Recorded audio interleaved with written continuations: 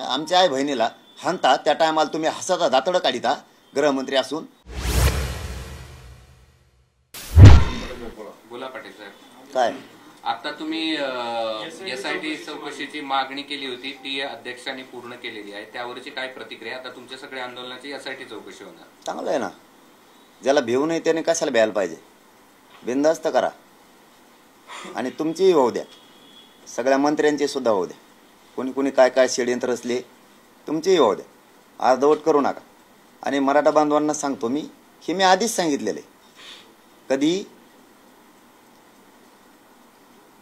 आपली परवा बैठक होती त्या दिवशी की हे षडयंत्र रचायला लागलेत मला गुतवायसाठी, तसे लोक यांनी तयार केले तर मुंबईत नेऊन बसविलेले, हेही मी आधीच सांगितलेलं मराठा समाजाला।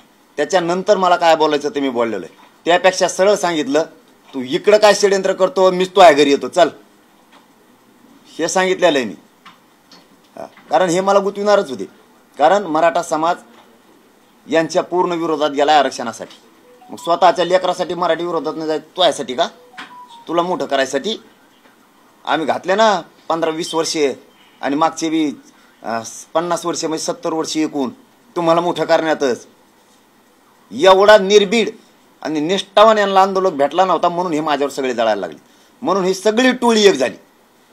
हे म्हणतात ना सगळा मराठा समाज माझ्या बाजूने, कोणी नाही मराठा समाज तुझ्या बाजून, हा ते नेतेत। आणि मराठा बांधवांनो, हे यंत्रणेचा दुरुपयोग करून मला गुंतविणार आहे, ते मी आधी सांगितलं। मी भेटच नाही तर लोक दवाखान्यात जाते चौकशा करायला लागल्यावर, मला चौकशीला बोलणार मी असं सलांसहित जायला तयार आहे, पण मराठ्यासाठी 1 इंच भेटून किती डाव रचव रे, किती रचव तू, काय SIT रचायचं तुला काय करायचं तर कर।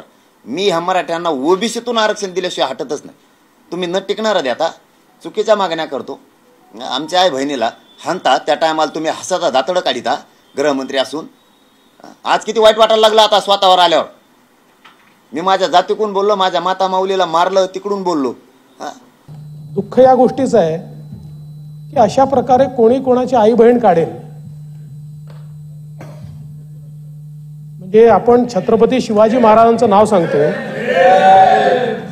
आपण छत्रपती शिवाजी महाराजांचं नाव सांगतो, कल्याणच्या सुभेदाराच्या सुनेला अशीच आमची आई असती सुंदर रूपवती असं सांगून वापस पाठवणारे छत्रपती, आणि त्यांचं नाव घ्यायचं आणि लोकांच्या आया बहिणी काढायच्या।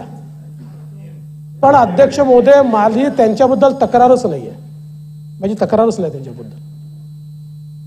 खरं म्हणजे याच्या पाठीमागे कोण आहे तुम्ही म्हणालात ना,